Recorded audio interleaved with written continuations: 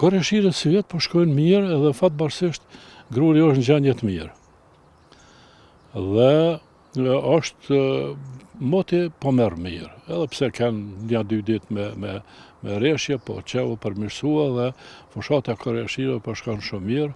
Rendimentet kemi informacione se janë të kënaqshme, por problemi i cili është tepër shqetësues tek prodhuesit e grunit është çmimi tepër i ulët. Dhe mullijet të cilet e grumbullojnë grurin e prodhimtarisë vendore e kanë shoqatat e tyre të cilët e kanë caktuar një çmim tepër të ulët, 17 cent. Zyrtarisht e kemi informatat se është caktuar një çmim 17 cent, e që për prodhuesit e grunit është e pa arsyeshme gjithsesi, e pa levarditshme. Dhe bëqet janë të shqetësuar se 2 javë, 3 para fushatës Koreshirëve, kompanitë të cilat e bojnë përpunimin e grurit kanë marrë grur pe importi, konkretisht pe Serbia, me çmime 24 cent.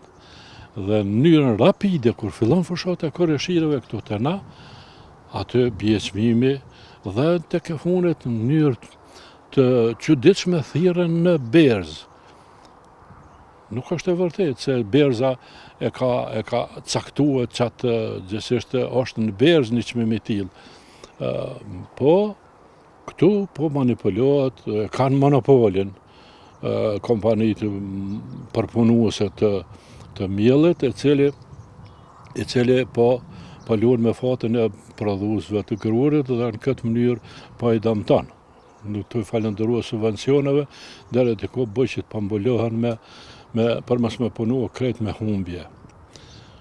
Dhe këto monopolet për shembull na si bëqe kemi edhe një problematik që njëjtat kompani i kanë privatizuar fabrikën e birrës në Pej, që deri në 2010 fabrika e birrës në Pej e ka grumbulluar krejt prodhimtarinë e Elbet nga prodhimtaria vendore me 10.000 hektar.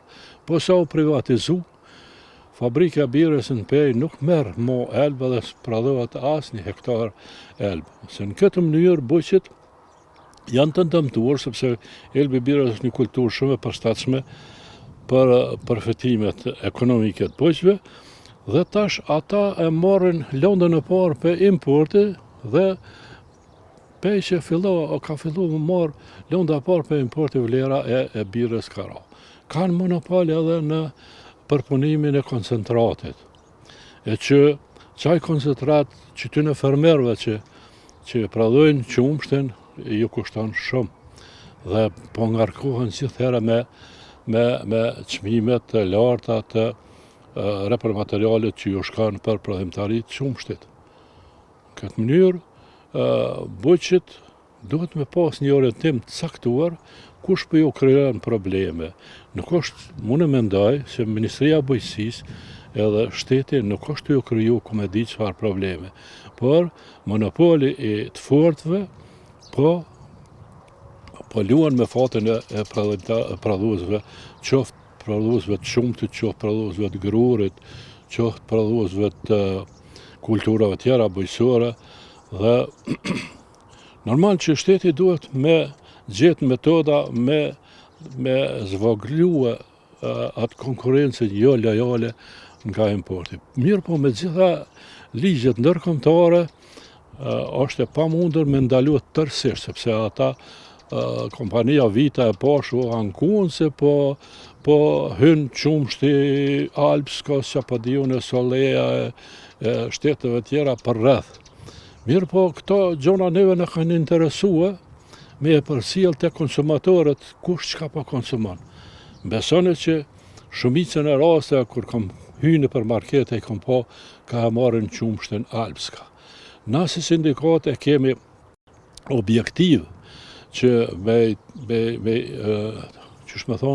me edukue konsumatorët që me marë prodhimin vendor, e jo me marë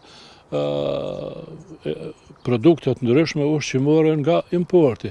Mirë po, ti s'munësh me ja imponu. Ata thirrën në vlerat shumë më të larta të alpskos se sa të vitës. Për shembull, pikërisht bile thonë se fëmija nuk mund e përdorin qumshtin vita, por ke kërkohet alpsko. Na unë nuk jam ekspert i asaj lamije, mirë po, tu duhet me u bo një analizë dhe me po se çka është problemi. Vita vetë duhet me bo analiza edhe me pasurua me çato vlera ushqyese edhe me ja kalu me shijen që ka alpska me pas vita. Qumshti vita. Na jemi për prodhimtari vendore. Mirë po edhe me a imponua një produkt i cili nuk e ka vlerën e aty në produkteve që vine nga importi së mund në shkërkujna. Prandaj, na jemi për me ju ndihmu prodhuesve vendor, por edhe ata prodhues duhet me pas hallin e bëjqve edhe të tjerëve dhe konsumatorëve. Sa i përket grurit, në krejt Kosovën është gjendja e mirë, po duhet prit të kryet se fshata veç sa ka filluar, dhe kemi do informata për shembull në pjesën e Dugazinit, atje në Prizren, Suareke, rendimentet janë shumë të mira. Tash ka fillu edhe kënej, ka Vushtria, ka Ferizaj, në fillim krenohen me një vlerë të lartë të prodhimtarisë grurit edhe me rendimente shumë të mira. Mirë po definitivisht nuk muj me përcaktua se ku dhe ka rendimente më të larta. Normal që në viset ma konsolidore të tokat me klasë ma të ulta, kuptohet që atje rendimenti mund tjetë pak ma jolt, mirë po neve na intereson mesatarja dhe furnizimi gjithësisht sigurimi i bukës nga prodhimtaria vendore, jo nga importe, sepse me të vërtet nga importe kemi produktet cilat jo që s'kan vlera, po kanë herë dyshohet se janë edhe dëmshme për shëndetin e njeriut. Po, është vërtet që ajo faza e çmimeve të larta të naftës mund në kohën e mbjelljeve pranverore, ajo me siguri që e ka ngarkuar gjithsesi, e ka ndikuar tek kosta e prodhimtarisë, mandej edhe çmimet e repromaterialit, plerave dhe të forave nuk janë të shtrejta. Më morë me krahasu para 10-15 vjetë, një thes plerë ka kushtu 7-8 euro, sa të kushton 14 euro. Dhe kjo është një faktor i cili tek bojqit po krijon dilema dhe po krijon, qysh me thonë, të lashe për një prodhimtari të mirëfill të kulturave bujqësore. Shqo, edhe pse Ministria Bujqësisë, qeveria e subvencionon plehrat edhe naftën, unë kisha thonë që duhet të ngrihet gjithsesi vlera e subvencionimit sidomos tek plehrat, sepse për mungesë të anës financiare të bujqve, ata reduktojnë sasinë e plehrit dhe në këtë mënyrë po zvogëlohet edhe rendimenti. Prandaj mu tek plehrat duhet me pas një lloj subvencionimi më i lartë për të mujt bujku me pas një kosto më të ulët të prodhimtarisë bujqësore. Mandej tek çmimi i shitjes grurit është problematike me vite bashkë në fushatën e korrëshireve. Çmimi i grurit bien gjithsesi imponojnë përpunues të grurit, e imponojnë një çmim tepër të ulët, i cili po ashtu ju krijon telashe edhe sfida të ndryshme.